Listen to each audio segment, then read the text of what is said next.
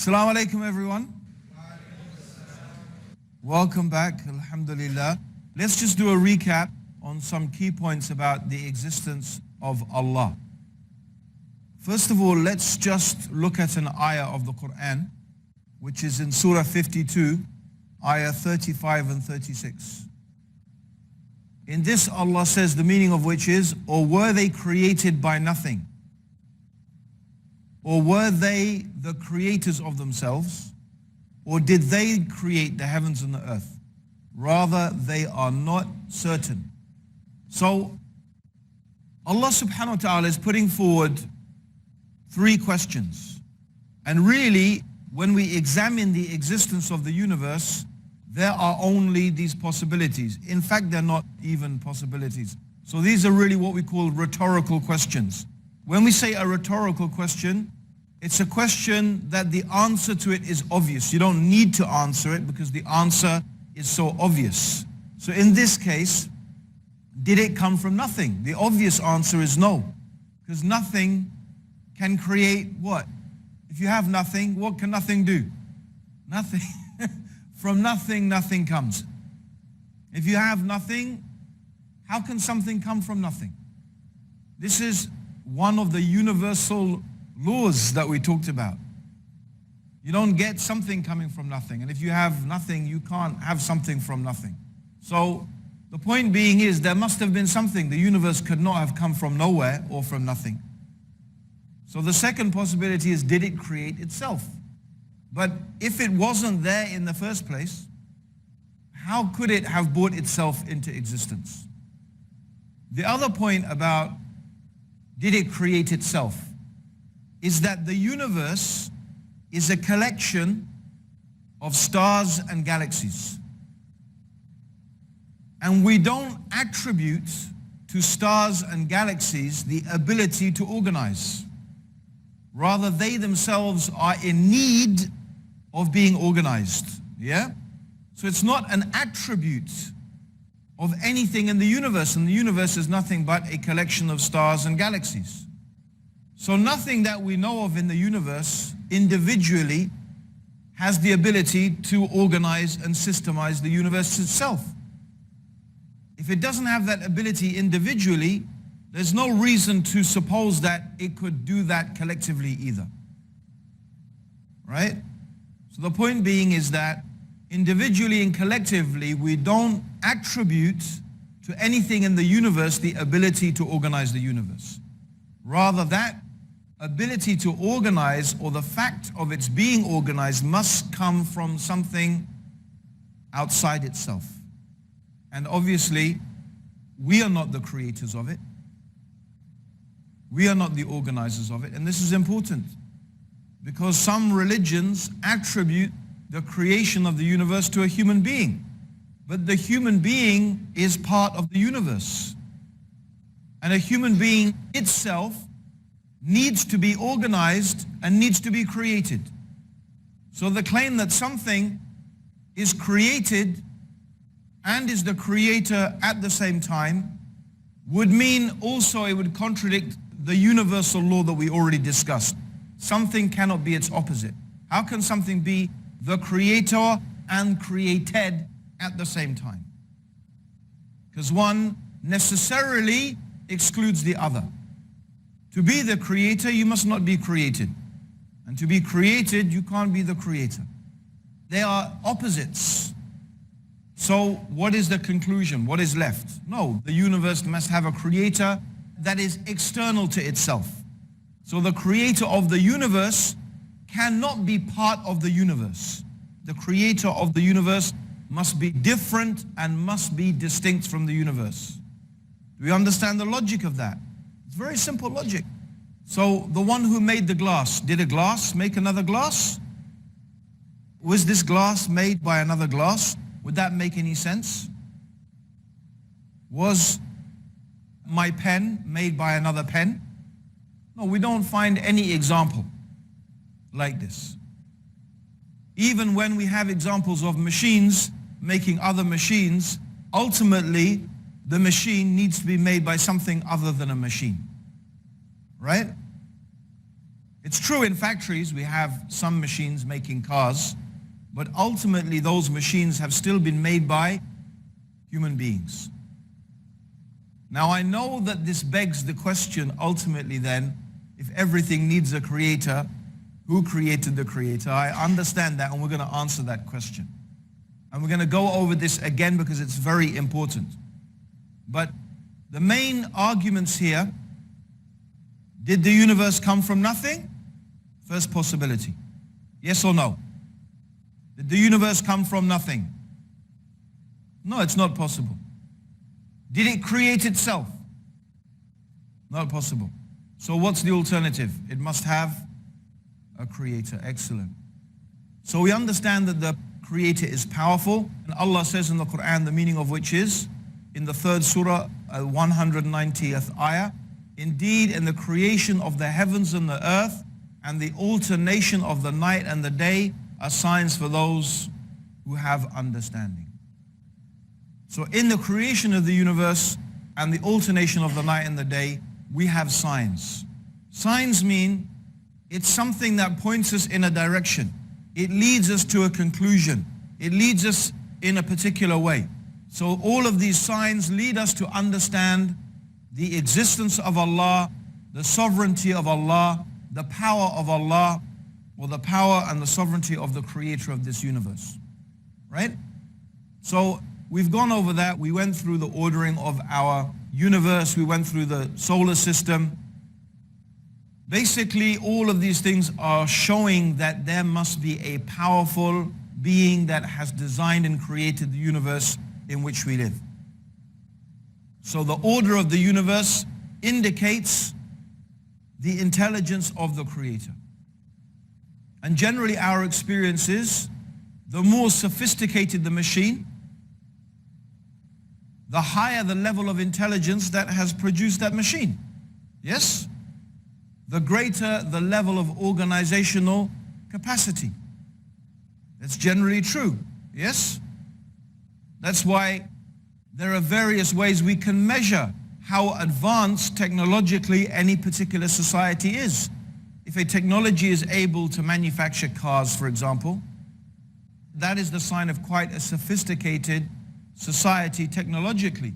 If they're able to produce sophisticated fighter jet aircraft, that's a very high level of technology, right?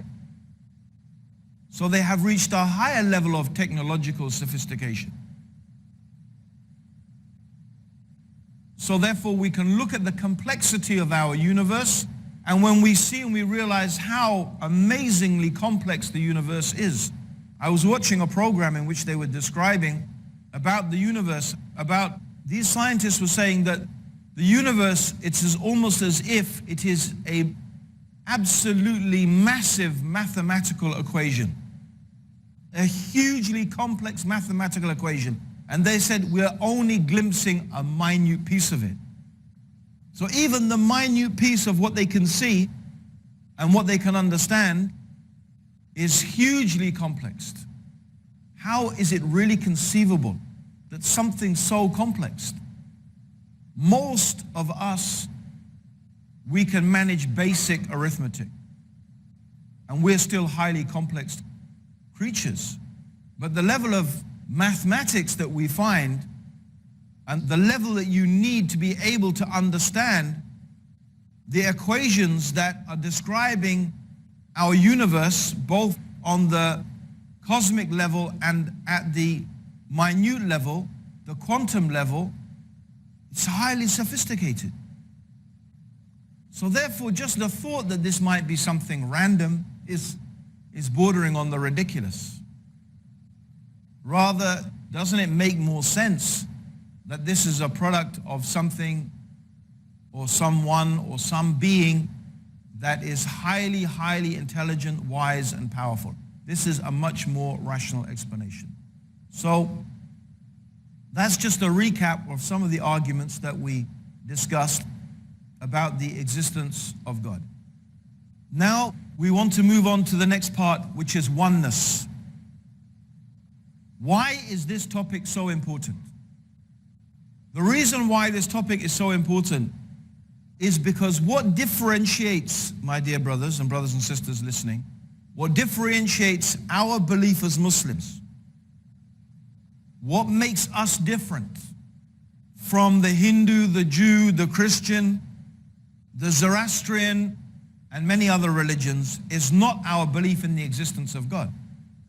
Every religion, except perhaps Buddhism, which you could argue is not a religion anyway, it's more of a philosophy, but I don't want to get into that. Every religion believes that there is one God. Okay, brothers and sisters, we're going to take a short break.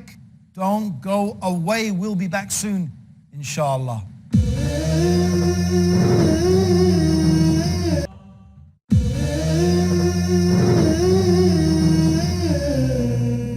Welcome back, brothers and sisters, to our fascinating Dawah workshop. Every religion believes that there is one God, or at least every religion believes there is one ultimate source. In Hinduism, it is called Brahman. They do believe that there's this ultimate remote. This Brahman is remote. It's a remote being.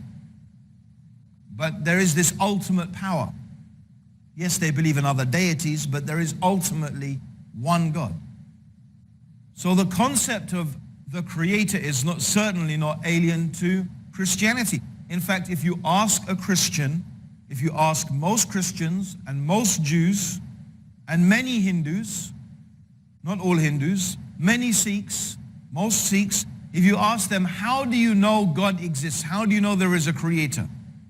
They will put forward almost exactly the same arguments that we have put forward here. So you may be saying, okay, what's the point then? If I'm talking to someone who already believes in God, what is the point of going through this discussion about the existence of God? Well, the reason is because, first of all, it establishes common ground. The reasons you believe in God and the reasons I believe in God are the same. But as we will find, that the very reasons, the very compelling logical reasons that lead us to believe that the universe has a creator also leads us to believe that the creator of the universe must be different from the universe. The creator of the universe has to be different. We've already outlined that. We already mentioned it a few times. But this is a necessarily logical consequence of our approach. When we try to understand the existence of God rationally, we do that by looking at the universe. And the universe is the totality of what exists in terms of created things. So even if there was another universe beyond this universe, that would actually still be the universe, by the way. Right? Actually, linguistically, it would still be the universe. So even if they said there were multiverses, which is one theory, that there are multiple universes, actually still that all still encompasses the universe, and therefore the explanation still demands an explanation. Because it would also be logical to presume that the multiverses are much more complex than our universe. So that complexity would demand an explanation. How did it come into existence? So the only way that we can rationally explain how the universe came into existence is that it was created by something different and separate and outside itself. Otherwise, we would be faced with the logical absurdity of saying that the universe created itself. We already asked that question. Did it create itself? And we already said, no, that's not possible. Because we don't attribute to the universe and the things within the universe that ability to create itself. So the universe must be created by something outside itself that is separate and distinct and different from itself. Does that all make sense? Good. So, again, to express this in a simple way, if the creator of the universe was of the same nature as the universe, actually all you would have is more of the same. If the nature of the creator of the universe is the same as the universe, you would just have more of the same. So you haven't found an explanation. You'd still be saying, so what created that then? So it doesn't provide any real explanatory power. Rather, we need something that is different, something that is unique, and something that is transcendent. That is why it is very rational to conclude that if the nature of the creator is different from the creation, then we can analyze what are the attributes of the creation. The creation is temporary. As far as we know, it has a beginning, and as far as we know, it has an end. It has a beginning and end. That means it's temporary. It's finite. The universe, as massive as it is still finite. It is still limited, right? Also, the universe is needy. It is not self-sufficient. The universe does not rely upon itself for its existence. Remember, we said that everything that begins to exist has a cause. The universe began to exist, therefore it must have a cause.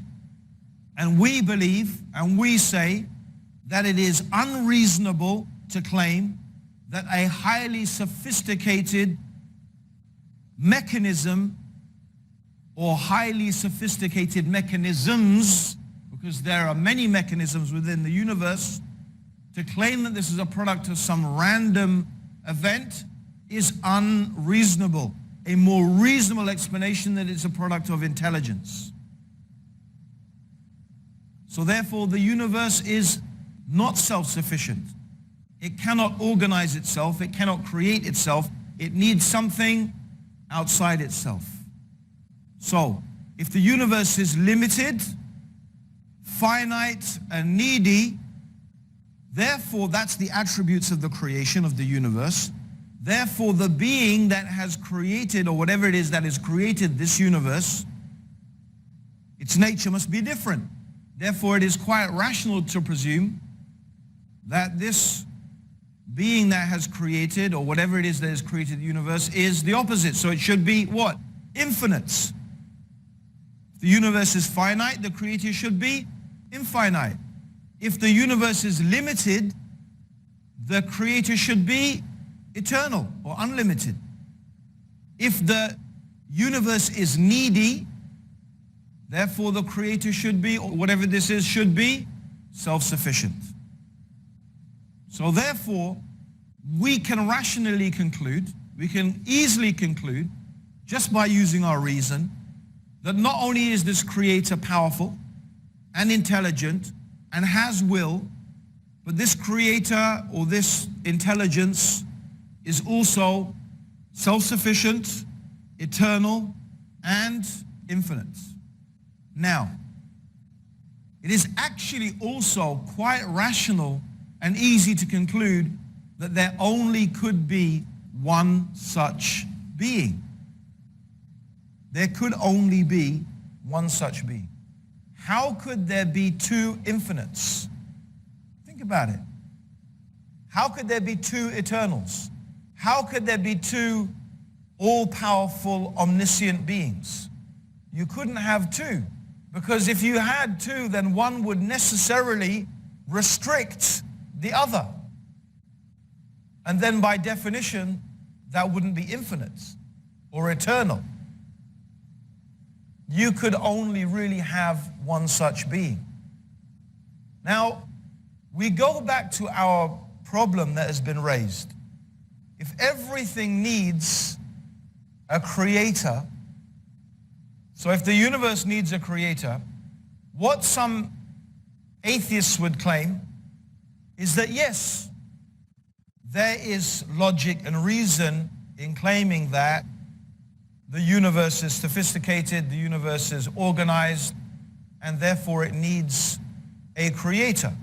And they may posit that, for example, it has come from a more sophisticated process of multi-universes, but then obviously that doesn't solve our problem, because then you would need something more sophisticated in order to produce those multiverses from which this universe would come, and therefore it goes on and on. And you understand, it's going to be infinite. You'll have an infinite regress of causes. So you'd say, this universe needs a creator. And then you'd say, well, who created the creator of this universe? Another creator. Well, then who created that creator? Well, another creator. So who created that creator? Well, another creator. So if you understand this, soon you will realize that you will have a creator, creating a creator, creating a creator, creating a creator, going on forever, ad infinitum, as they say in Latin, forever. Now, there is a very good reason why that doesn't make any sense, or at least why we could say that is logically not possible. The reason why it's logically not possible is because infinity does not exist in reality. Yes, mathematically, there are infinities mathematically, but infinity has no existence in reality. Right? And to give an example of this, a very simple example, imagine example of a sniper. You know, the sniper is in, for example, he's in the army. So these snipers, they have a radio, right? And before they're allowed to shoot the target, they have to contact, you know, target, they say target in sight, target acquired, permission to fire. So they can't fire without permission, right? So imagine someone, the person there on the radio, says, wait a minute, I can't give permission for that. I need someone higher up to give permission. So he radios higher up. And higher up says, no, I'm going to have to radio higher up. And higher up says, I'm going to radio higher up. And if that keeps going on and on and on and on and on forever, will the sniper ever pull the trigger? Or is he just going to be waiting there forever and ever and ever? He's going to be waiting there forever and ever, right? The command will never come. In other words, there has to be a place where this stops. There has to be someone from whom this command is ultimately going to be given. Someone with the ultimate authority. It can't go on forever and ever, because then nothing would ever happen. You would just have an endless chain of commands. Okay, brothers and sisters, that's it for now. Join us for the next episode of Dawah Workshop.